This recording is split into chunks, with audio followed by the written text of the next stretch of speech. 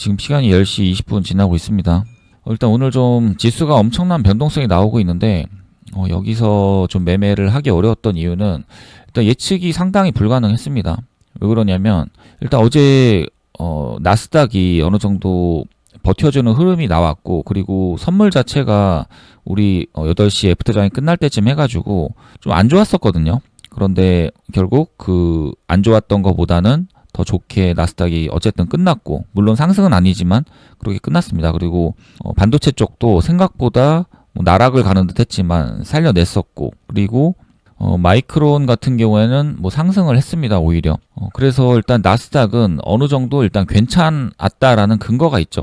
그리고 두 번째로는 노조 협상이 있었거든요. 그래서 노조 협상이 계속 새벽까지 이어졌고, 그런데 결국에 협상이 되진 않았어요. 그리고 협상이 그렇다고 결렬이 된 것도 아니었습니다. 그렇기 때문에 결국 오늘 시장이 열리고 우리 시장에서 어떻게 받아들일지 이제 그런 생각을 했어야 되죠. 그래서 이제 두 가지 정도의 근거가 있었습니다. 나스닥과 노조 협상. 그런데 우리 장이 시작했을 때 이렇게 시작을 했어요. 이런 식으로 시작을 했고, 그리고 그 이전에 프리장에서는 삼성전자나 하이닉스가 상승을 해주면서 괜찮은 흐름을 보였습니다. 지금 삼성전자 같은 경우를 보면은 오히려 갭을 띄우고, 그리고 이렇게 이제 상승하는 모습이 나왔죠. 그리고 NXT 시작을 하면서 이런 식으로 시작을 하긴 했지만 어쨌든 이렇게 올라오는 척을 했기 때문에 일단은 상승을 한다라고 보는 게 맞았죠. 그리고 나스닥이 그래도 괜찮게 버텨줬기 때문에 이 정도면은 삼성전자를 좀 매매를 해봐도 되겠다라는 생각을 다들 하셨을 것 같아요.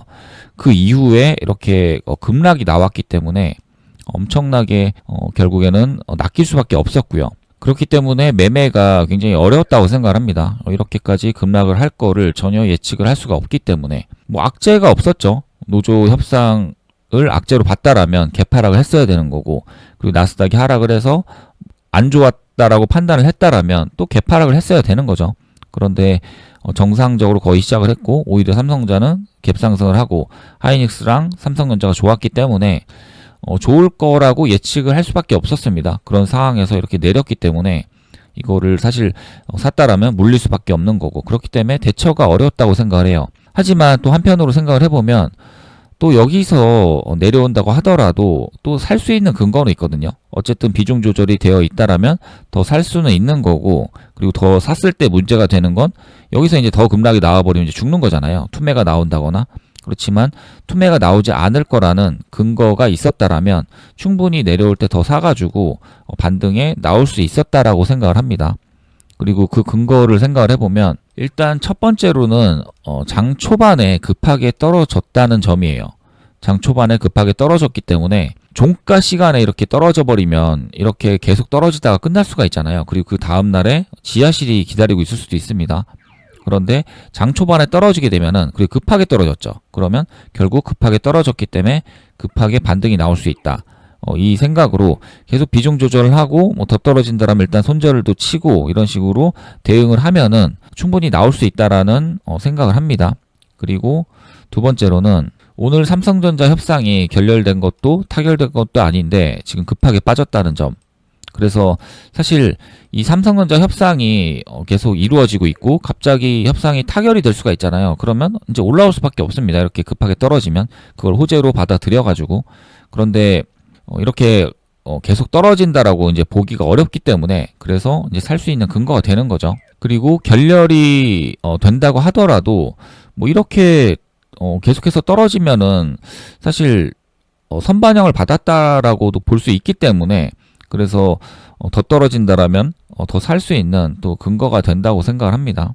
그리고 정말로 더 떨어진다라면 그거는 사실 반등이 또 나올 수밖에 없다고 생각을 하고요. 그리고 그 이야기는 손익비가 나온다라는 거죠. 계속 하방으로 잡았을 때 더 떨어지기는 힘들고, 그리고 올라올 확률이 높다. 이제 그렇게 생각을 합니다. 그리고 세 번째 근거로는 엔비디아의 실적 발표가 내일 있어요. 그런데 여기서 오늘 장 초반부터 계속 떨어진다라면 사실 좀 올라올 수밖에 없다라고 생각을 하고요. 그리고 그 근거 중에 또 하나가 이제 엔비디아 실적 발표가 있다라는 거죠. 이렇게까지 떨어졌는데 엔비디아 실적이 잘 나온다라면 당연히 상승이 나올 수밖에 없다고 생각을 합니다. 그런데 뭐 오늘 갑자기 엄청난 상승이 나왔는데 엔비디아 실적 발표가 좋게 나온다라면 뭐 재료 소멸이나 이런 걸로 인해서 떨어질 수가 있겠죠. 그렇지만 오늘 이 급락에서는 더 떨어진다라면은 실적 발표도 남아 있는데 이거를 뭐 굳이 안 살 이유가 없다라고 생각을 해요. 그래서 계속 비중 조절 잘하면서 손절도 치고 뭐 이런 식으로 했으면은 또 괜찮았다고 생각을 합니다. 그래서 또 살 수 있는 이유가 되는 거고. 그리고 마지막으로 네 번째 근거는 장 초반에 이렇게 급하게 떨어진 이유가 사실 미선물이 떨어졌기 때문입니다. 다른 어떤 이유가 아니라 미선물이 떨어지면서 지금 이 코스피가 떨어진 거고요. 그리고 미선물이 사실 많이 떨어진 것도 아니에요. 어떤 악재가 있어서 미선물이 급하게 떨어진 것도 아니고 그냥 어느 정도 떨어지는 흐름이 나왔는데 그거에 대해서 지금 과하게 반응을 한 거죠. 그렇기 때문에 결국 미선물이 올라간다라면 우리도 반등이 나올 수 있다라고 판단하는 게 맞는 거고요. 그렇기 때문에 또 살 수 있는 근거가 되는 거죠. 물론 계속 떨어질 수 있어요. 그거는 어쩔 수 없습니다. 그거를 이제 비중 조절을 하고 그리고 손절도 치고 그런 식으로 평단을 최대한 좋게 만들어 가지고 그리고 최대한 저점에서 잡으려고 해야 되는 거고 그거는 상황을 보면서 대응을 하는 거죠. 근데 그거는 그렇게 어렵다고 생각을 안 하거든요.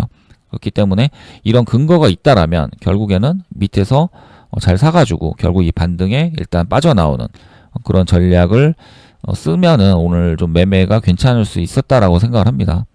그리고 만약에 미선물이 반등이 나오는데 우리가 반등이 나오지 않는다. 그러면 그때 손절을 치면 되겠죠. 이거는 뭔가 잘못됐다라고 생각을 하고. 그래서 제가 매매한 거를 좀 보여드리면은 일단 매매한 거 보여드리겠습니다. 먼저 삼성전자부터 보여드릴게요. 삼성전자 같은 경우에 저는 일단 아까 그 여러 가지 근거로 인해서 오늘 갈 수 있다고 생각을 했거든요. 그래서 일부 물량을 잡았습니다. 여기서 이제 잡았고 그 이후에 이제 이런 급락이 나왔기 때문에 이렇게 지켜보다가 상황 봐가지고 더 사는 판단을 했어요. 그런데 더 떨어져서 일단 손절을 쳤습니다. 그리고 이제 다시 샀고 그리고 여기서 절반을 매도를 쳤어요. 그리고 여기서도 조금 더 팔았습니다. 이 흐름이 더 이상한 흐름이 나왔기 때문에 일단 평단 근처로 왔기 때문에 조금 더 줄였고요. 이렇게 매매를 했습니다. 그리고 하이닉스 같은 경우에 이렇게 매매를 했고요. 하이닉스도 마찬가지로 지금 뭐 이 정도에서 저점을 만드는 것 같아가지고 샀고요. 그리고 일단 손절을 쳤어요. 아까 마찬가지로 이거 더 떨어질 것 같다라고 해서 그런데 다시 올라가는 흐름 더 떨어지지 않는 급락이 나오지 않았기 때문에 다시 사가지고 매도치고 지금 절반 정도 남아있는데 지켜보고 있습니다. 그리고 다른 계좌에서 이제 현대차를 또 샀는데요. 현대차도 마찬가지로 여기서 샀다가 이제 물린 거죠. 그리고 올라올 때 일단 매도를 치고 그리고 여기서 샀다가 또 매도를 쳤어요. 그리고 이제 돌리는 흐름이 나와서 다시 사가지고 절반 정도 줄이고 절반은 또 들고 있습니다. 그리고 알테오젠을 좀 좋게 봐가지고 알테오젠을 샀었는데 이거는 일단 좋은 매매가 안 됐어요. 그래서 지금 손실로 손절을 쳤고 그리고 아직도 절반은 들고서 좀 지켜보고 있습니다. 그리고 제일 중요했던 걸 말씀을 안 드렸네요. 이 레버리지를 샀어요. 레버리지를 여기서 좀 비중을 많이 태웠습니다. 여기서 샀다가 손절치고 샀다가 손절치고 이제 계속 간을 본 거죠. 물량을 줄이고 하다가 여기서 이제 비중 베팅 해가지고 이렇게 매도를 쳤어요. 그리고 이거는 뭐 제가 계속 이야기하지만 짧게 볼 수밖에 없습니다. 언제 또 떨어질지 모르기 때문에 그리고 비중이 들어갔기 때문에 여기서 이제 좀 빠르게 매도를 하고 그렇게 끝냈습니다. 그래서 지금 굉장히 시장이 이 지수가 엄청난 변동성이 나오고 지금 계속 이런 식으로 움직이고 있거든요. 그렇지만 제가 아까 말했던 이런 근거를 생각을 안 하고 매매를 한다라면 사실 살 수가 없습니다. 이런 데서. 그리고 사더라도 더 떨어지면은 결국 손절이 나가거나 아니면 물리거나 이런 경우가 발생을 하는 거고요.